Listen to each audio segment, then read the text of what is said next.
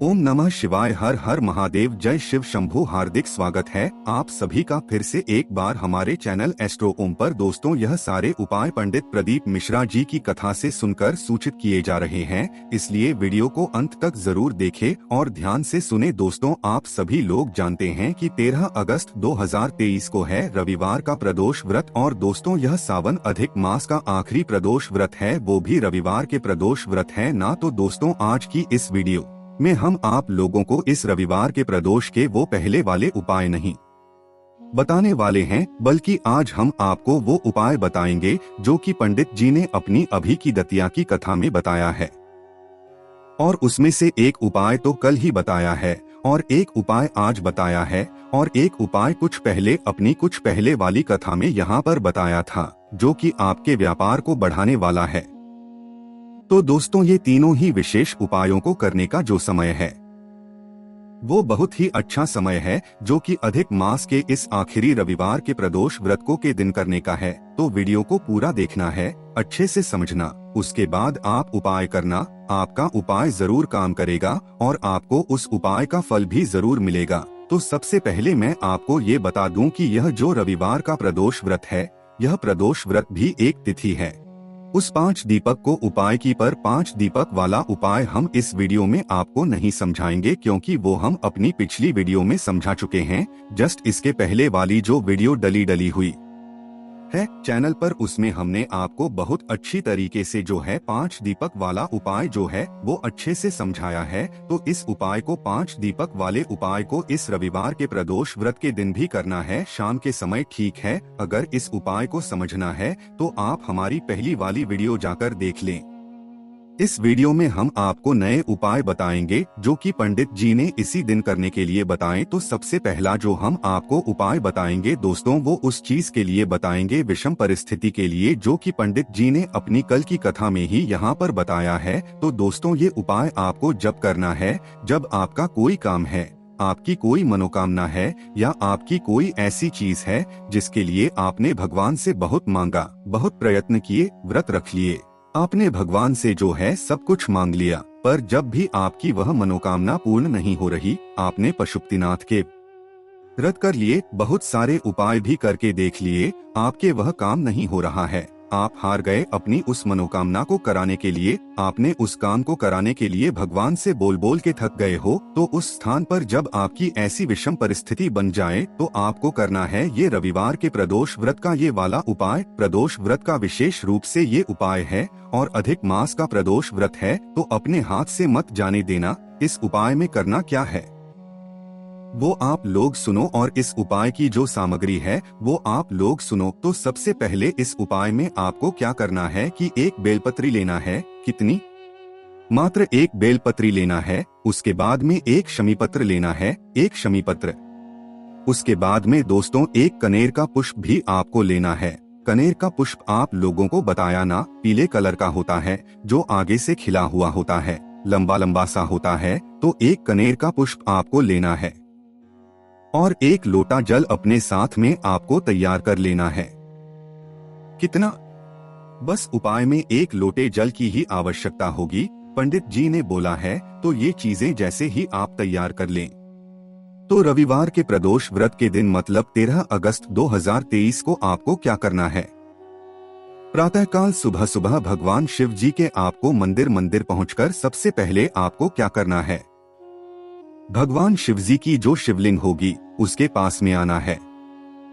पास में आने के बाद सबसे पहले आप अपनी एक बेलपत्र को भगवान शिवजी पर समर्पित करो। बेलपत्री को जब समर्पित करोगे तो जो बेलपत्री की बीच वाली बड़ी पत्ती का भाग होगा वो आगे की तरफ होना चाहिए, ये आपकी तरफ होना चाहिए। बेलपत्री आपने इस प्रकार से समर्पित करी, फिर वहीं पर आपको एक समीपत्र भी समर्पित करना है, शिवलिंग के ऊपर ही समर्पित करना है। इसकी डंडी का मुख जरूर आप लोग जो है मतलब जलधारी जहाँ से जल है ना, उस तरफ करके आप लोग रख सकते हो। उसके बाद में दोस्तों कनेर का पुष्प, कनेर के पुष्प का जो खिला हुआ भाग होगा वो आपको सामने की तरफ रखना है, भगवान शिवजी के शिवलिंग के सामने की तरफ करके रखना है या अपनी तरफ करके रखना है। और ये तीनों ही सामग्री आपको भगवान शिव जी के शिवलिंग के ऊपर चढ़ानी है। तो दोस्तों अब यहाँ पर हम आपको बता दें कि आपको पहले जाकर जल चढ़ाना है। फिर बाद में ये सामग्री आपको चढ़ाना है। पहले आप लोग जाओगे जो उपाय को करना शुरू करोगे तो सबसे पहले आपको अपना एक लोटा जल एक धारा से धीरे धीरे करके भगवान शिव जी की शिवलिंग के ऊपर चढ़ाना है। उसके बाद में फिर यह बेलपत्र, फिर यह शमीपत्र और फिर यह कनेर का पुष्प आपको कुछ इस प्रकार से जिस तरीके से हमने आपको बताया है अभी उस तरीके से आपको भगवान शिव जी के शिवलिंग के ऊपर चढ़ाना है।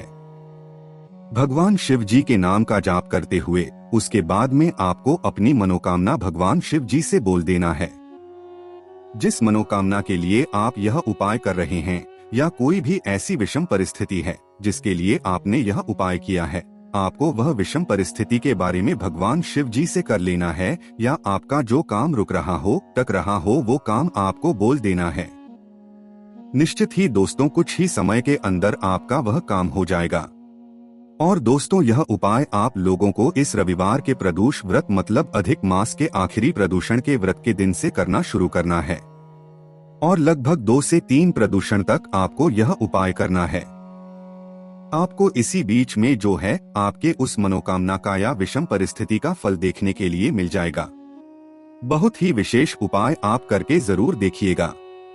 उसके बाद में दोस्तों अब हम बात करते हैं उस उपाय के बारे में जो कि पंडित जी ने प्रदूषण व्रत का आज की ही कथा में बताया है और ये उपाय भी बहुत ही ज्यादा विशेष है।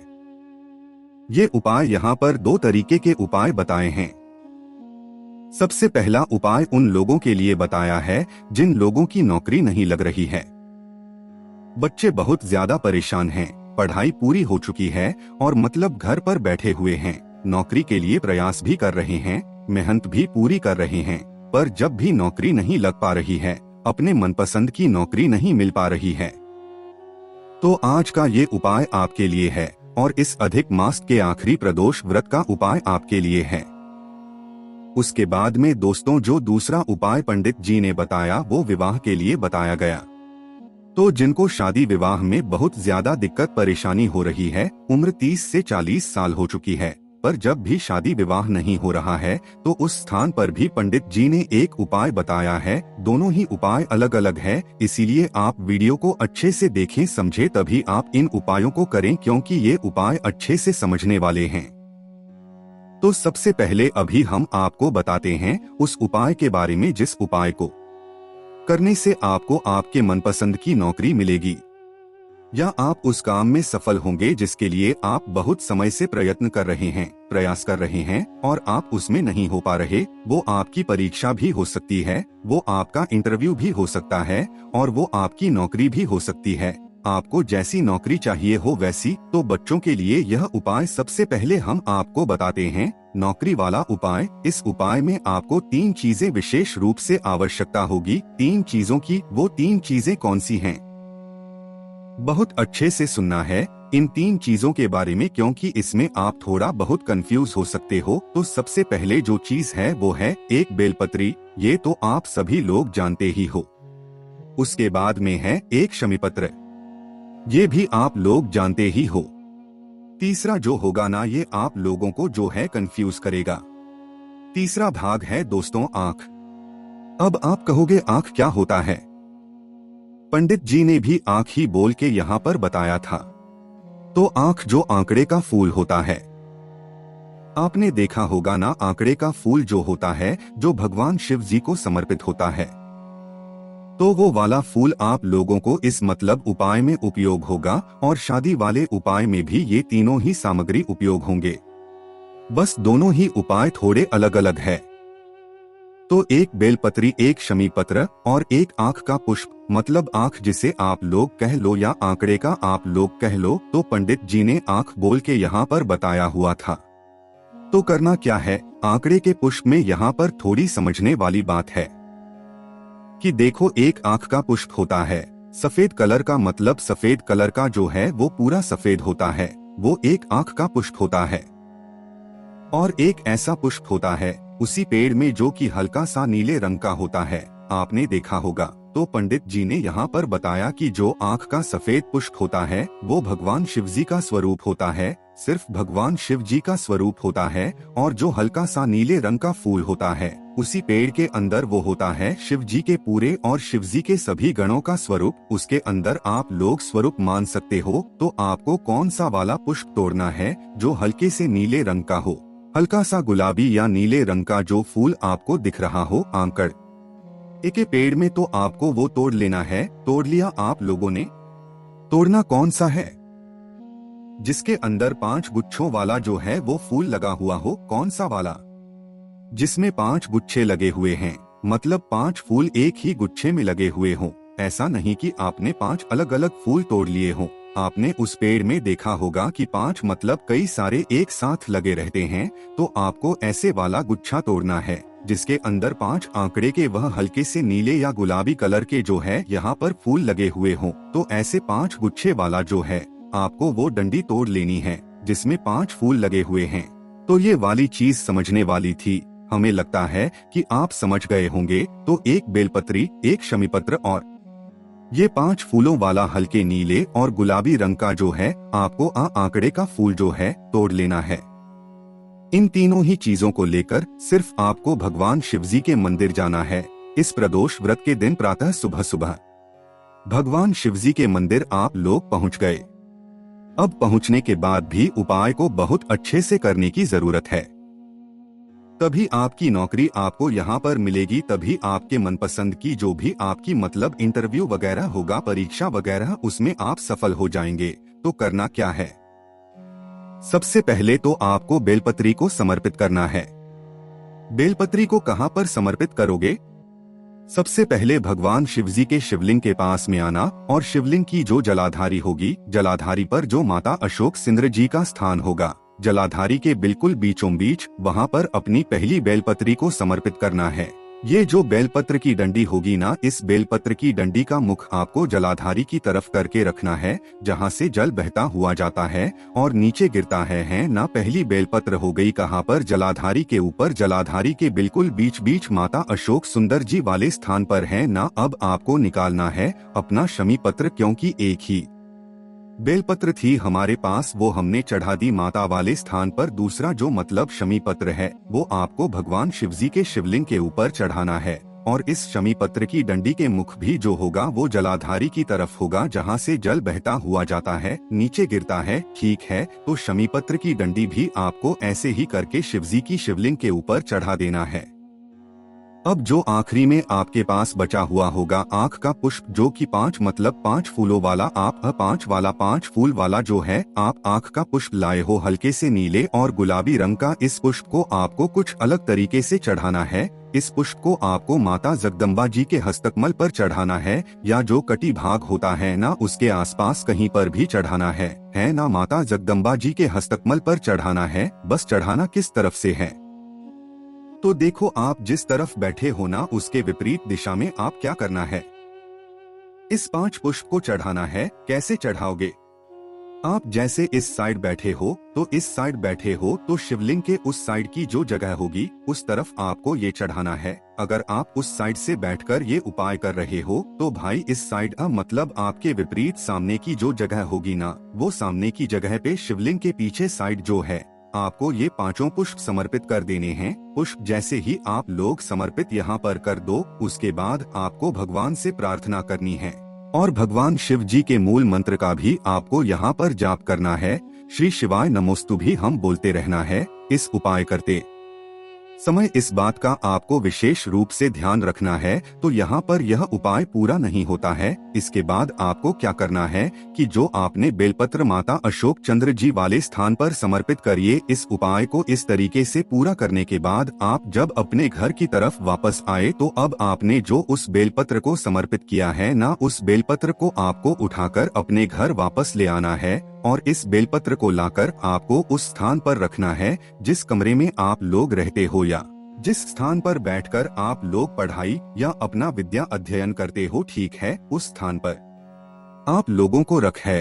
और यह उपाय आपको 3 प्रदोष या 3 शिवरात्रि करना है, या तो 3 प्रदोष के साथ नियम के साथ ये उपाय कर लो, या 3 शिवरात्रि मासिक शिवरात्रि जो होती है उन नियम के साथ ये उपाय आप लोग कर लो तो तीनों ही प्रदोष व्रत या शिवरात्रि पर आपको ये उपाय करना है। मतलब प्रदोष व्रत कर लो 3 या तो 3 शिवरात्रि कर लो, कोई भी एक चुन लो, एक ही करना है। प्रदोष कर लो या शिवरात्रि कर लो तो तीनों ही शिवरात्रि या प्रदोष व्रत पर आप लोग जो बेलपत्री चढ़ाओगे उस बेलपत्री को आपको वापस लेकर आना है।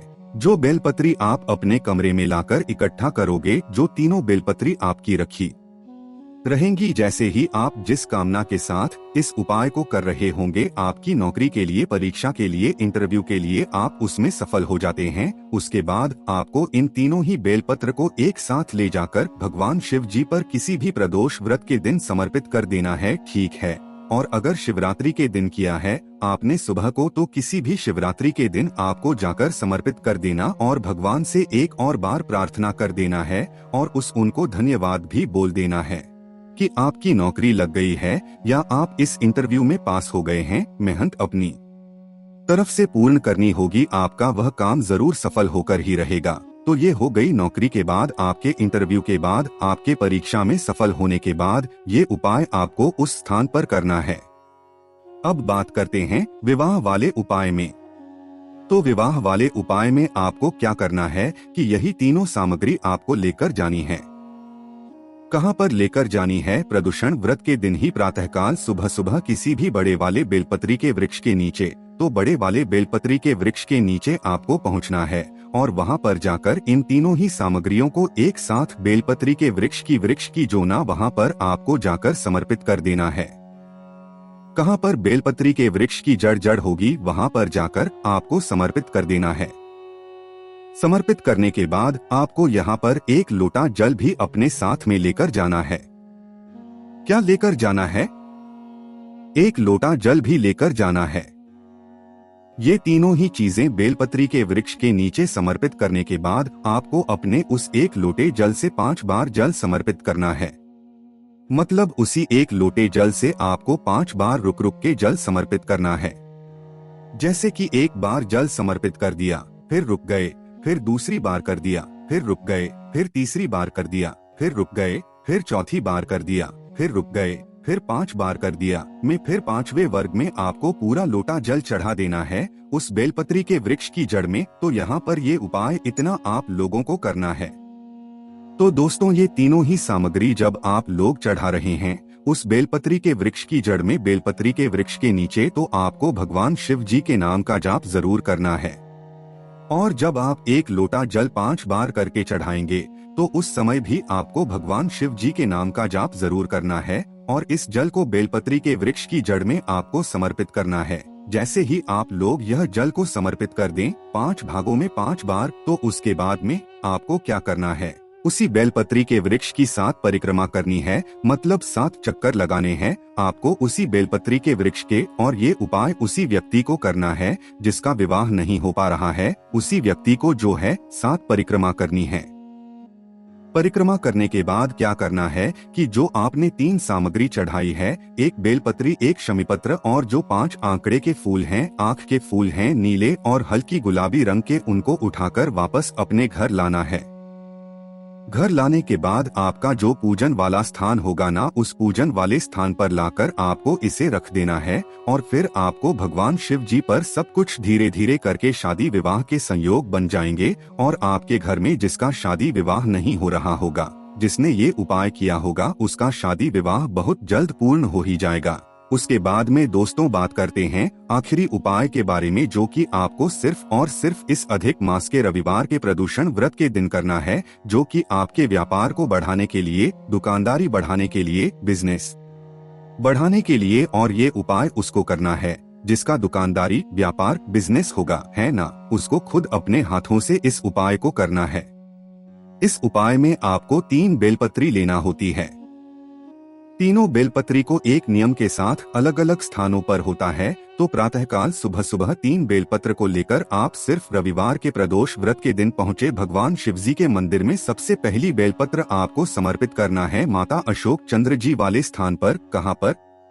माता अशोक चंद्र जी वाले स्थान पर, जो कि जलधारी के बिल्कुल बीचों बीच होगा और इस डंडी का मुख जलाधारी की तरफ ही होना चाहिए। तो पहली बेलपत्र आप लोग वहाँ पर समर्पित करें। हो गया।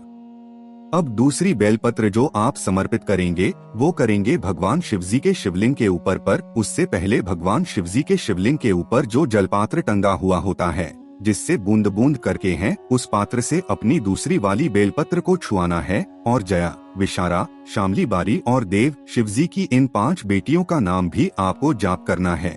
5 बार जो है नाम मतलब इन 5 बेटियों का नाम आपको बोलते हुए इस बेलपत्री को उस पात्र से टच करके जो है फिर उसके बाद इस बेलपत्री को आपको भगवान शिवजी की शिवलिंग के ऊपर समर्पित करना है। इस बेलपत्री की बीच वाली बड़ी पत्ती का मुख आपको अपनी तरफ करके फिर भगवान शिवजी पर समर्पित करना है। तीसरी जो बेलपत्र होगी वो मात्र आपको यहाँ पर समर्पित नहीं करना है, मात्र जो जगदम्बा जी का हस्तकमल होगा या जो का जो कटी भाग होगा जहाँ पर जलाधारी होती है और कटी शिवलिंग रखा हुआ होता है उस कटी भाग पर या माता जगदम्बा जी के अस्तबल पर तीसरी वाली बेलपत्र को छुआकर किसी भी बेलपत्री के वृक्ष के नीचे जाए, बड़े वाले बेलपत्री के वृक्ष के नीचे, और वहाँ पर जाकर क्या करना है, वहाँ पर कोई भी एक कंकर को शिवलिंग मान लो या नहीं हो कोई कंकर तो भाई वहीं पर छोटा सा एक शिवलिंग बना लो अपने वहीं पर मिट्टी जो हो के उसी से ही, और उस शिवलिंग के ऊपर इस बेलपत्री को आप लोग समर्पित कर दो है ना। अब यहाँ पर जो बेलपत्री की डंडी का मुख होगा वो आपको बेलपत्र के वृक्ष की तरफ करके समर्पित करना है और जैसे ही आप ये बेलपत्र समर्पित करो वहीं पर भगवान शिव जी से प्रार्थना कर लो अपने व्यापार बिजनेस को बढ़ाने के लिए। निश्चित ही कुछ ही दिनों में आपको अपने व्यापार बिजनेस दुकानदारी में फर्क देखने के लिए मिल जाएगा और आप उन्नति की ओर अग्रसर हो जाएंगे। तो इन सभी उपायों को करने में अगर आपको कोई भी समस्या आती है तो आप हमसे कमेंट करके पूछ सकते हैं। यही वो सारे उपाय हैं जो कि आपको इस अधिक मास के आखिरी प्रदोष व्रत के दिन करना है, जो कि रविवार का प्रदूषण व्रत है। 13 अगस्त 2030 को कोई भी आपको समस्या आती है आप हमसे कमेंट करके पूछ सकते हैं। ओम नमः शिवाय, हर हर महादेव, जय शिव शंभू।